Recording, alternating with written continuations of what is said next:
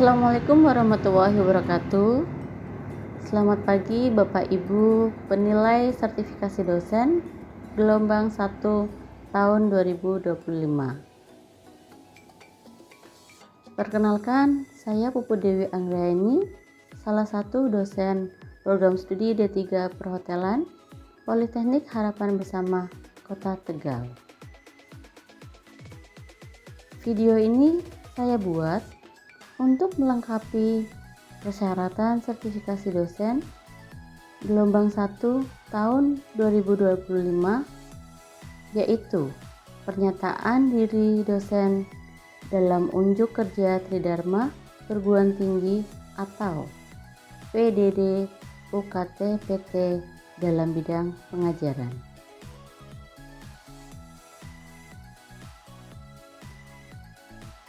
Pada kesempatan kali ini, mata kuliah yang akan saya ambil sebagai contoh dalam video pembelajaran adalah mata kuliah MICE, Meeting, Incentive, Convention, dan Exhibition.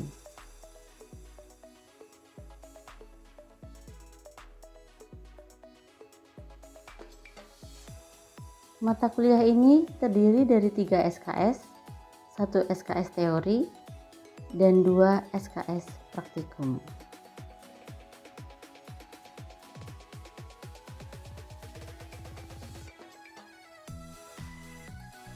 Mata kuliah ini disampaikan dengan metode DIA, Delivery, Interaction, dan Assessment dalam proses pembelajaran secara tatap muka.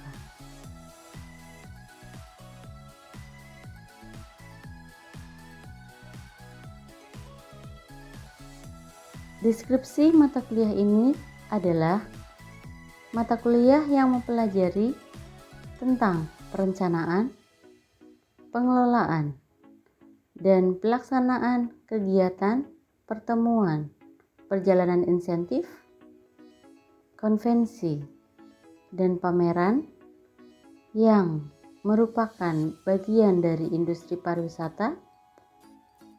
Mata kuliah ini bertujuan untuk membekali mahasiswa dengan pengetahuan dan keterampilan yang dibutuhkan untuk menjadi penyelenggara acara MICE yang sukses.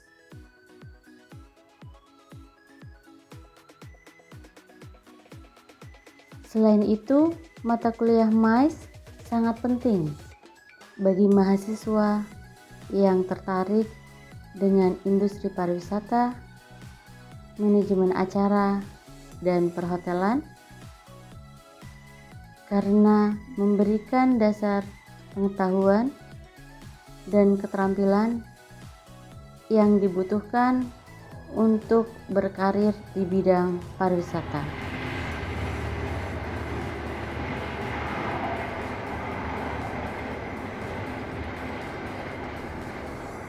Capaian pembelajaran lulusan program studi D3 Perhotelan pada mata kuliah ini adalah 1. Mampu membuat desain brosur, pamflet, dan lain-lain untuk menunjang skill dalam pemasaran pariwisata. 2. Menunjukkan sikap bertanggung jawab atas pekerjaan di bidang keahlian secara mandiri. 3. Menguasai konsep dasar pengetahuan pariwisata. 4. Mampu memberikan pelayanan yang baik kepada tamu dari mencatat rincian pesanan tamu, menegaskan kembali pesanan tamu, mewujudkan pesanan tamu, dan menyatakan terima kasih dengan harapan tamu akan datang kembali.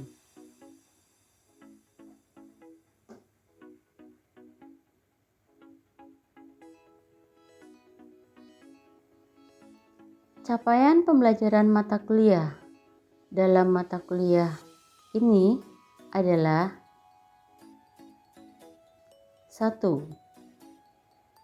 Mahasiswa mampu menjelaskan deskripsi MICE. 2. Mahasiswa mampu memahami penyelenggaraan MICE.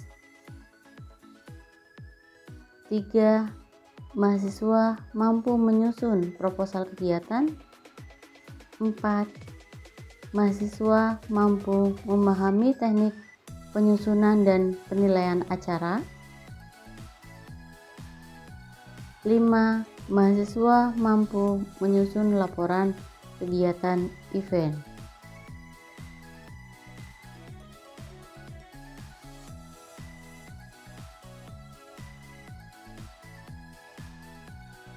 Bahan kajian dalam mata kuliah MICE terdiri dari 1. Sejarah MICE. 2. Dasar penyelenggaraan MICE. 3. Dasar penyelenggaraan rapat. 4. Dasar penyelenggaraan insentif. 5. Dasar penyelenggaraan konvensi. 6. Dasar penyelenggaraan pameran. 7. Proposal dan sponsorship. 8. Pemasaran dan promosi event. 9. Teknik penyusunan acara. 10. Teknik penilaian atau evaluasi acara. 11. Pelaporan event MICE.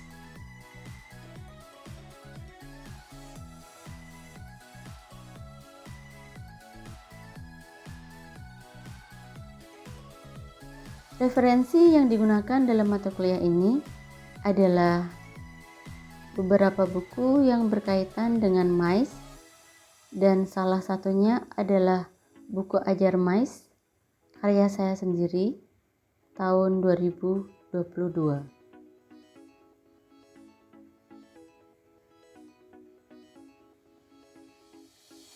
Dan pendukung referensi dalam pembelajaran mata kuliah ini adalah LMS kampus kami yang dapat diakses pada laman singnau.poltektegal.ac.id. Selain itu juga ada video pembelajaran yang berasal dari channel YouTube milik dosen.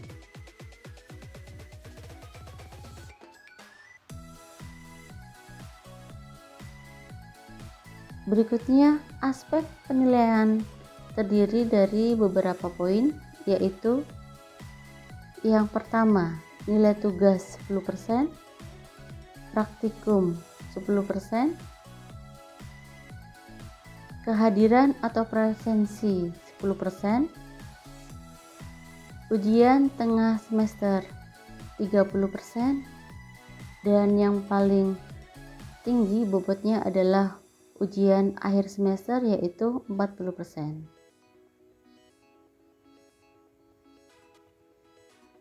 Metode pembelajaran yang digunakan pada mata kuliah ini adalah 1. Contextual learning. 2. Diskusi. 3. Role play dan simulation. 4. Penugasan terstruktur.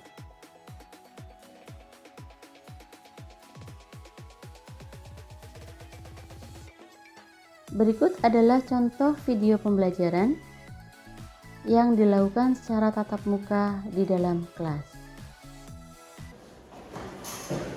Oke, Assalamualaikum warahmatullahi wabarakatuh. Waalaikumsalam warahmatullahi wabarakatuh. Apa kabar teman-teman semuanya?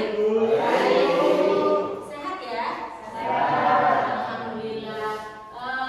Kali ini kita ketemu lagi di mata kuliah MICE yang minggu lalu kita juga sudah bahas ya tentang dasar penyelenggaraan event. Tapi untuk minggu ini yang akan kita bahas adalah dasar penyelenggaraan rapat. Tapi Tapi sebelum kita pembahasan materi ini, baiknya kita berdoa menurut agama dan kepercayaan masing-masing. Berdoa mulai. Selesai. Baik, kita mulai. Tapi sebelumnya saya mau review dulu materi minggu lalu, yaitu dasar penyelenggaraan event. Di mana di situ terdapat ada jenis-jenis kegiatan seminar. Kira-kira ada yang bisa menjawab? Boleh angkat tangan? Oh iya, silakan Marsha. Ada seminar, workshop, insentif tour, jumpa pers, konferensi, kongres, sama konferensi. Oke, good job. Beri tepuk tangan.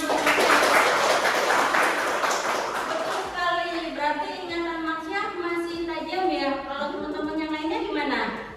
Ingat juga? Alhamdulillah ya, masih ada yang ingat. Baik, sekarang kita mulai pembahasan dasar penyelenggaraan rapat. Di mana di dasar penyelenggaraan rapat itu materi yang akan dipelajari yaitu ada pengertian rapat, jenis-jenis rapat dan tujuan rapat, kemudian ada syarat-syarat rapat, tipe pemimpin rapat, kemudian ada cara agar dapat rapat berjalan efektif, kemudian prinsip dasar persiapan rapat dan gaya penyusunan layout tempat ruang rapat. Oke, dan untuk sub CPNK materi ini, yaitu yang pertama diharapkannya mahasiswa mampu memahami dasar penyelenggaraan rapat. Yang kedua, mahasiswa mampu mempersiapkan dan menyelenggarakan rapat dengan baik. Baik, sekarang kita mulai yang pertama, pengertian rapat. Kira-kira menurut teman-teman, rapat itu apa sih? Ada yang tahu? 1, 2, 3. Oke, mungkin Farida dulu boleh? Pertemuan para anggota di lingkungan kantor atau organisasi sendiri untuk membicarakan, merundingkan suatu masalah yang menyangkut kepentingan bersama. Oke, good job. Boleh tepuk tangan. Yang kedua, Bayu. Media pengambilan keputusan secara musyawarah untuk mufakat. Oke, boleh juga ya. Yang ketiga, Kaca. Komunikasi kelompok secara resmi. Oke, boleh juga ya. Yang ini dapat saya tarik kesimpulan untuk pengertian rapat adalah suatu bentuk media komunikasi kelompok yang bersifat tatap muka yang sering diselenggarakan oleh banyak organisasi baik swasta maupun pemerintahan untuk mencapai mufakat atau kesepakatan bersama. Jadi di antara ketiga pengertian tadi bisa disimpulkan seperti ini ya teman-teman. Oke. Berikutnya jenis-jenis rapat. Nah, untuk jenis-jenis rapat ini terdiri dari 4 bagian, yaitu berdasarkan tujuan, kemudian sifat, waktu, dan frekuensi. Kalau berdasarkan tujuan, mungkin teman-teman di sini sudah tahu rapat penjelasan, rapat perundingan, rapat pemecahan masalah.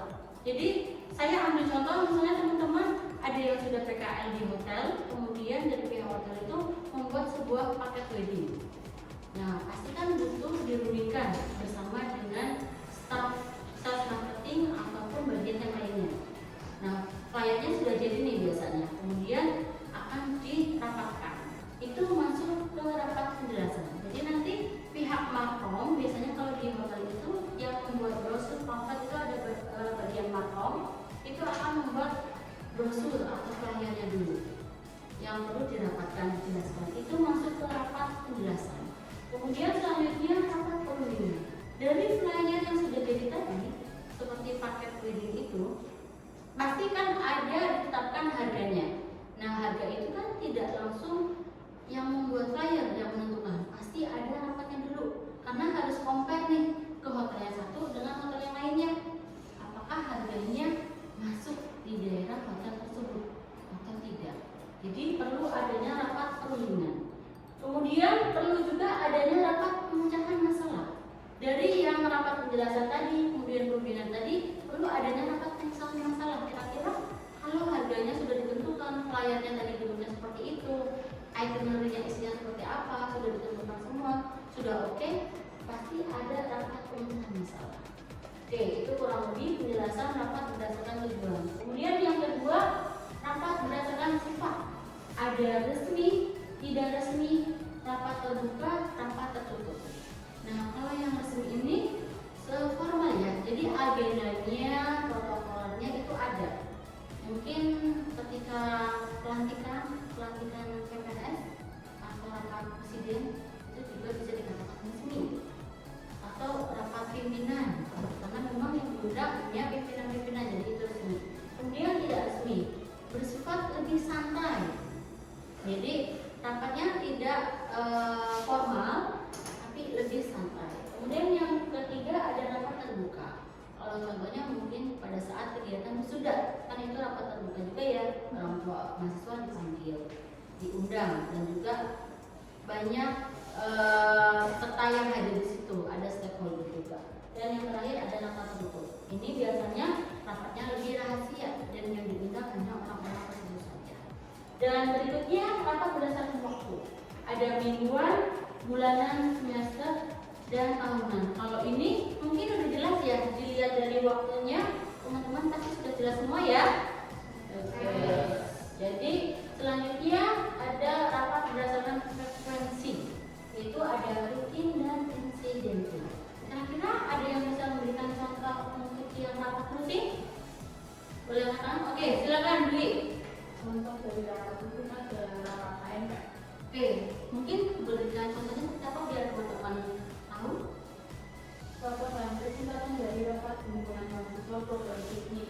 Ini adalah pertemuan rutin yang diadakan oleh organisasi mahasiswa di tingkat prodi yang bertujuan untuk membahas berbagai hal terkait kegiatan kemahasiswaan, program kerja, serta evaluasi kinerja organisasi. Oke, dalam waktu dekat ini akan ada kegiatan mungkin? Ya, ada. Oh, ada. Oh, baik. Berarti mewakili ya dari contoh rapat rutin ya. Oke, beri tepuk tangan buat Dwi. Baik, Dwi, kalau yang insidental ini itu rapat mendadak. Jadi rapat itu diadakan karena memang ada suatu hal mendesak yang harus disampaikan. Jadi itu namanya rapat insidental. Dari keseluruhan jenis-jenis rapat ini cukup jelas? Baik, ada yang mau ditanyakan? Cukup? Oke, kita lanjut ke materi berikutnya.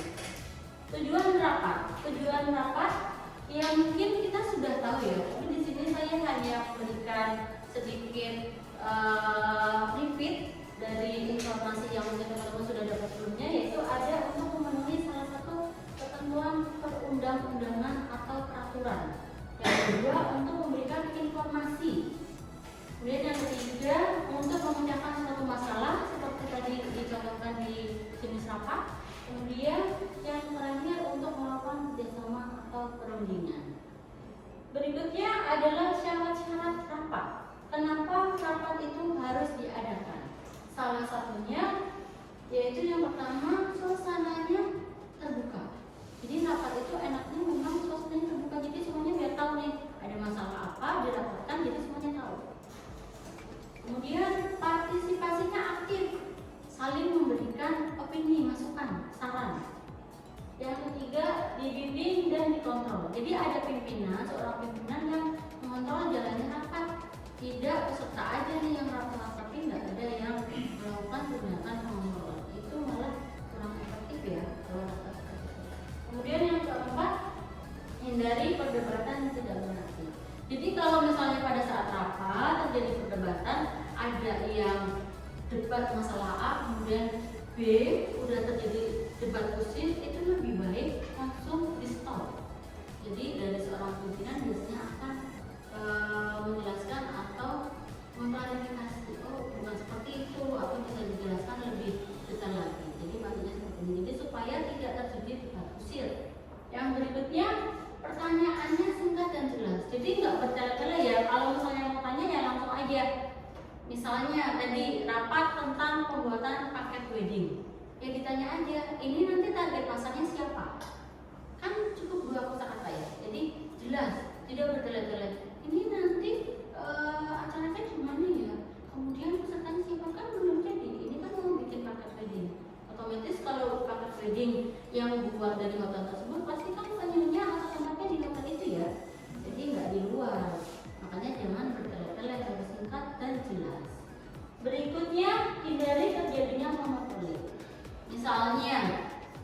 hotel ini sudah bikin paket wedding seperti ini. Kemudian hotel yang satunya mau di jadi di copy paste.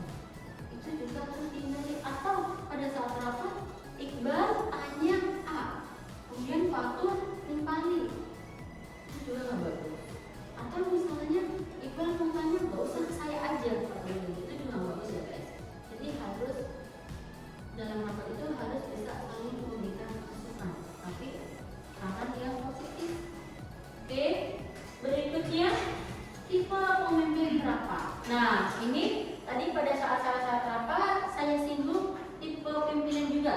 Jadi seorang pemimpin yang baik itu harus bisa memutuskan, harus bisa mengklarifikasi, harus bisa merangkul peserta rapat atau bawahannya. Yang pertama, tipe pemimpin rapat otoriter. Mungkin teman-teman ada yang sudah tahu untuk penjelasan dari tipe pemimpin rapat otoriter? Oke, Sheila, boleh dijelaskan? Pemimpin otoriter yaitu pemimpin yang memiliki kekuasaan penuh dan kendali mutlak atas organisasi atau kelompok yang dipimpinnya, seringkali tanpa melibatkan anggota lain dalam mengambil keputusan. Oke, betul ya. Di sini ada nggak kira-kira temen yang seperti itu? Itu berarti otoriter. Ada nggak? Sufat mungkin nggak ya?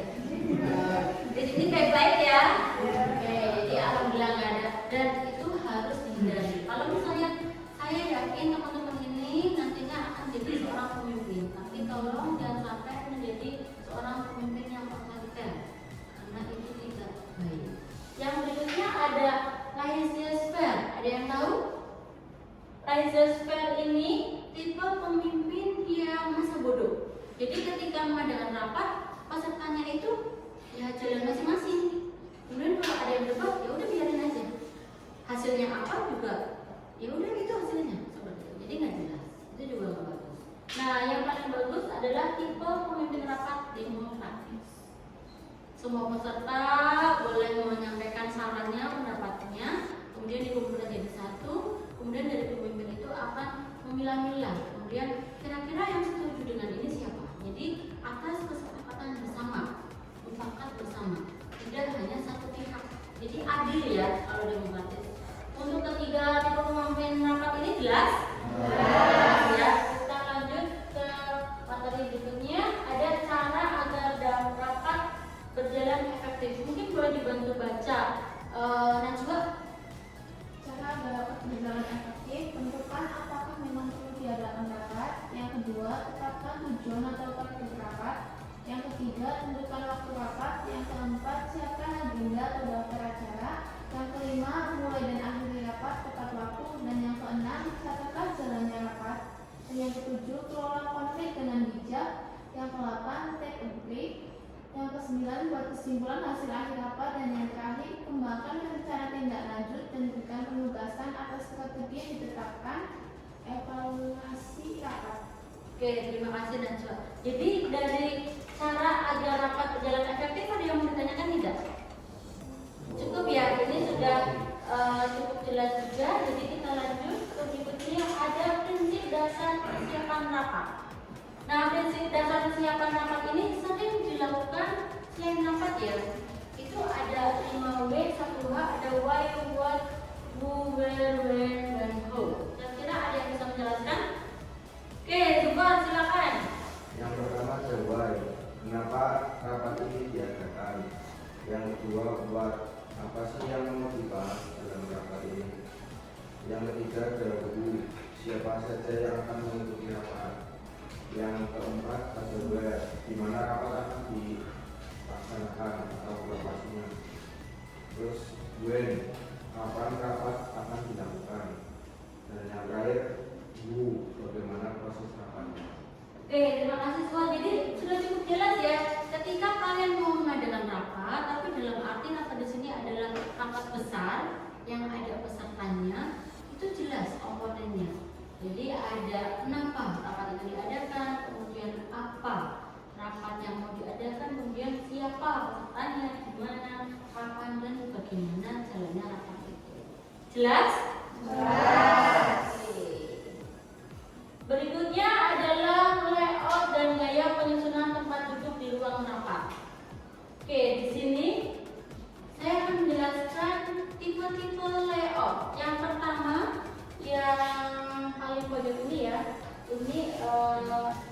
teman-teman bisa melihat ke depan karena kurang jelas juga. Itu ada teater, kemudian boardroom, dan juga round table, kemudian ada U-shape, double U-shape, dan juga classroom. Nah, nanti setelah MK ini mohon dibagi kelompok menjadi 4 kelompok. Jadi satu kelompok terdiri dari 3 orang yang nantinya kalian akan saya berikan soal. Untuk soalnya itu nanti akan saya upload di sinau.poltektegal.ac.id. Namun sebelumnya nanti akan saya jelaskan untuk penyusunan. Misalnya ya, nanti ada soal seperti ini. Jadi tolong buatkan layout atau penyusunan tempat duduk yang terdiri dari satu podium, kemudian satu stage. Jadi ini saya tulis di depan ya. Ini misalnya contohnya, satu podium, satu stage, kemudian ada 5 round table dengan masing-masing 5 kursi setiap mejanya.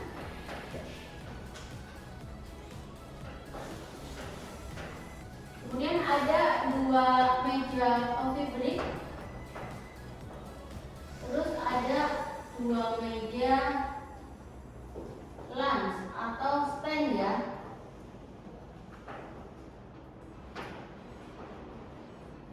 Nah, ini nanti berarti teman-teman disesuaikan. Kemudian ada tambahan 2 screen misalnya. Ini nanti teman-teman digambar di sebuah kertas, ditulis tangan boleh, kemudian nanti diupload di Sinau yang sesuai. Di atas ada tulisan soalnya ya. Nanti kan pasti di akun kalian akan muncul. Jadi untuk contoh dari soal ini bisa digambarkan seperti ini. Ini stage, ini misalnya stage ya guys. Kemudian podiumnya ada di sini. Kemudian untuk screennya ada di kanan kiri. Nah, untuk mejanya kebetulan butuh 5 table. Satu ini ada 5, nanti bisa disesuaikan.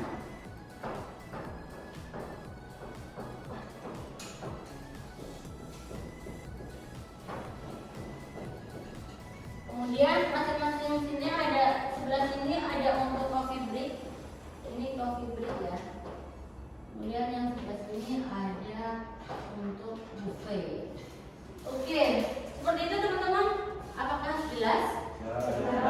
Kira-kira sampai sini ada yang mau ditanyakan? Cukup. Sebelum saya akhiri, dan cukup. Oke, jika tidak ada, terima kasih atas perhatiannya. Sebelum saya akhiri, mari kita berdoa supaya teman-teman pulang dalam keadaan selamat dan selalu dalam lindungannya. Doa mulai. Selesai. Sekali lagi, terima kasih atas perhatiannya. Saya akhiri. Wassalamualaikum warahmatullahi wabarakatuh. Waalaikumsalam warahmatullahi wabarakatuh.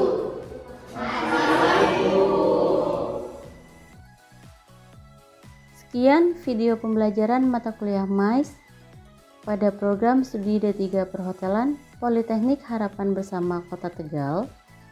Semoga menjadi bahan pertimbangan baik dalam proses pengajuan sertifikasi dosen gelombang 1 tahun 2025. Terima kasih. Wassalamualaikum warahmatullahi wabarakatuh.